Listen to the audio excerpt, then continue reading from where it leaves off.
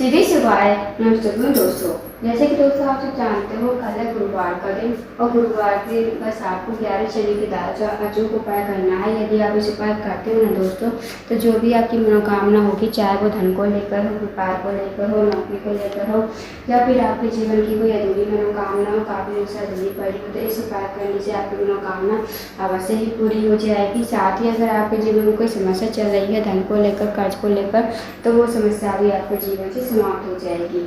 मुझे गुरु जी कथा को सुनकर उपाय को अच्छे से समझाने का प्रयास करेंगे। तो आइए दोस्तों जानते हैं उपाय कैसे करना है। दोस्तों पहले जो उपाय है वो है मनोकामना पूर्ति के लिए। यदि आपकी कोई मनोकामना है धन को लेकर, व्यापार को लेकर, नौकरी को लेकर, तो आप इस उपाय को अवश्य कीजिए। साथ ही अगर आपके जीवन में दुर्भाग्य चल रहा है, जीवन में आपकी सौभाग्य की वृद्धि नहीं है, आप अपनी किस्मत को चमकाना चाहते हो, गुरु ग्रह को मजबूत करना चाहते हो, तो बस आपको इस उपाय को करना है। इस उपाय करने के लिए आपको सबसे पहले लेना है 1 लोटा जल तांबे के पात्र में। साथ ही आपको लेना है छोटा सा गुड़ का टुकड़ा और 11 चने की दाल आपको लेनी है। 11 चने की दाल जो आप लोगे ना दोस्तों, वो खंडित नहीं होनी चाहिए, इस बात का ध्यान रखना। अब आपको चले जाना है शिव जी के मंदिर में। शिव जी के मंदिर में जाकर सबसे पहले आपके पास जो 11 चने की दाल है ना, वो आपको थोड़ी सी गीली कर लेनी है। गीली करने के बाद आपके पास जो छोटा गुड़ का टुकड़ा है वो आपको लोटे के जल में डाल देना है। उसके बाद 11 चने की दाल आपको बृहस्पतिश्वर महादेव का स्मरण करते हुए आपको शिवलिंग के ऊपर समर्पित कर देना है। अब जो आपके पास 1 लोटा जल है ना, जिसमें आपने गुड़ का टुकड़ा डाला है, वो आपको अपने हाथों में लेना है।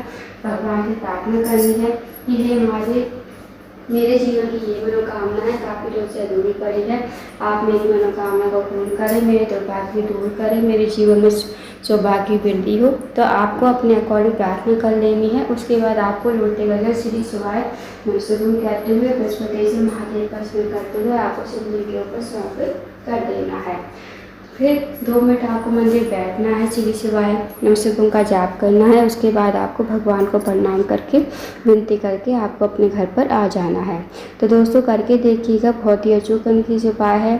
इस उपाय को यदि आप करते हो तो जो भी आपकी मनोकामना होगी वो मनोकामना आपकी अवश्य ही पूरी हो जाएगी। अब जानते हैं दोस्तों अगले उपाय के बारे में। दोस्तों अगला जो उपाय है वो है रोग मुक्ति के लिए।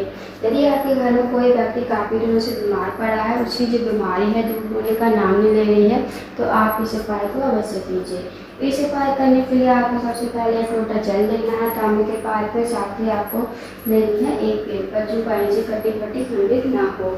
उसके बाद दोस्तों आपको चले जाना है शिव जी के मंदिर में। शिव जी के मंदिर में जाकर सबसे पहले आपको 1 लोटा जल शिवलिंग के ऊपर श्री शिवाय नमस्तुभ्यं कहते समर्पित कर देना है। अब जो आपके पास बेलपत्र है ना, बेलपत्र को आपको अपने हाथों में रखना है। भगवान से प्रार्थना करनी है कि हे महादेव, मेरे घर का ये व्यक्ति है, काफ़ी दिनों से बीमार पड़ा है, आप इसकी बीमारी को दूर करें। तो आपको ऐसी प्रार्थना विनती करते हुए आपको बेलपत्र को शिवलिंग के ऊपर कुंड केशव महादेव का नाम लेते हुए और उस रोगी व्यक्ति का नाम गोत्र बोलते हुए आपको शिवलिंग के ऊपर समर्पित कर देना है। 2 मिनट आपको मंदिर बैठना है, श्री शिवाय नमस्तुभ्यं का जाप करना है। अब जो आपने बेलपत्र चढ़ाई थी ना दोस्तों शिवलिंग के ऊपर, वो आपको महादेव से विनती करते हुए औषधि के रूप में आपको अपने घर पर लेकर आनी है। इस बेलपत्र को घर पर आकर उस रोगी व्यक्ति को खिलाना है जो रोगी व्यक्ति आपके घर में काफ़ी लंबे समय से बीमार पड़ा है। उसको आपको कुंड केशव महादेव का नाम लेते हुए इस बेलपत्र को चबा चबा कर खाने को कहना है। यकीन मानिए दोस्तों, जो भी उसकी रोग बीमारी होगी ना, धीरे धीरे समाप्त हो जाएगी। तो करके देखिएगा, बहुत ही अचूक और विशेष उपाय है। अब जानते हैं दोस्तों अगले उपाय के बारे में। दोस्तों अगला जो उपाय है वो है, अगर आप किसी कार्य के लिए बाहर जाते हो, आपको कार्य में सफलता नहीं मिल पाती है, साथ ही अगर आप नौकरी की तैयारी कर रहे हो, नौकरी आपको नहीं मिल पा रही है, तो आप इस उपाय को अवश्य कीजिए। इस उपाय करने के लिए आपको सबसे पहले 1 लोटा जल लेना है। साथ ही आपको लेने हैं 2 कने के फूल जो पीले कलर के होते हैं। अब दोस्तों आपको चले जाना है शिव जी के मंदिर में। शिव जी के मंदिर में जाकर सबसे पहले आपको 1 लोटा जल शिवलिंग के ऊपर श्री शिवाय नमस्तुभ्यं कहते समर्पित कर देना है। अब जो आपके पास 2 कने के फूल है ना, 2 कने के फूल को आपको अपने हाथों में रखना है। भगवान से प्रार्थना करनी है कि हे महादेव, मेरे जीवन का ये कार्य है बहुत ही अटका हुआ है, आप मेरे कार्य को पूर्ण करें। तो आपको ऐसी प्रार्थना विनती करते हुए आपको 2 कनिके फूल शिवलिंग के ठीक ऊपर समर्पित कर देने हैं। अब आपको 2 मिनट मंदिर बैठना है, श्री शिवाय नमः का जाप करना है, फिर आपको भगवान को प्रणाम करके विनती करके आपको अपने घर पर आ जाना है। तो दोस्तों करके देखिएगा, बहुत ही अचूक और विशेष उपाय है। इस उपाय को यदि आप करते हो तो जो भी आपकी मनोकामना होगी, जो भी आपका कार्य अटका हुआ होगा, वो कार्य आपका पूर्ण हो जाएगा। अब जानते हैं दोस्तों अगले उपाय के बारे में। दोस्तों अगला जो उपाय है, अगर आपके जीवन में धन की वृद्धि नहीं है, धन की प्राप्ति नहीं है, माता लक्ष्मी का आपके घर में वास नहीं है, माता लक्ष्मी आपसे रूठी हुई है, तो इस उपाय को अवश्य कीजिए। इस उपाय करने के लिए आपको सबसे पहले 1 लोटा जल लेना है, तांबे के पात्र में। साथ ही आपको लेना है 1 चावल का दाना, 1 बेलपत्र, 1 समीपत्र, 1 हरा मूंग का दाना। अब जो आप चारों सामग्री लोगे ना, खंडित नहीं होनी चाहिए, इस बात का ध्यान रखना।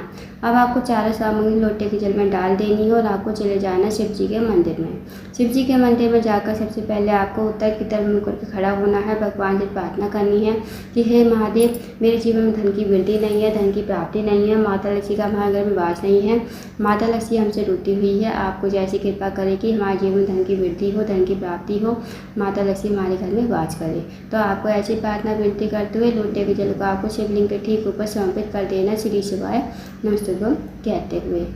2 मिनट आपको मंदिर बैठना है, श्री शिवाय नमस्तुभ्यम का जाप करना है, फिर आपको भगवान को प्रणाम करके विनती करके आपको अपने घर पर आ जाना है। तो दोस्तों करके देखिएगा, बहुत ही अचूक और विशेष उपाय है। इस उपाय यदि आप करते हो तो कभी आपके जीवन में धन की कमी नहीं होगी, हमेशा माता लक्ष्मी आपके घर में वास करेगी। तो दोस्तों ये थे कुछ विशेष उपाय जो आपको गुरुवार के दिन करना है। इन उपाय को अवश्य कीजिए। अगर आपको जानकारी पसंद आई हो, वीडियो को लाइक करें, शेयर करें, चैनल को जरूर सब्सक्राइब करें, कमेंट बॉक्स में श्री शिवाय नमस्तुभ्यम हर हर महादेव जरूर लिखिए।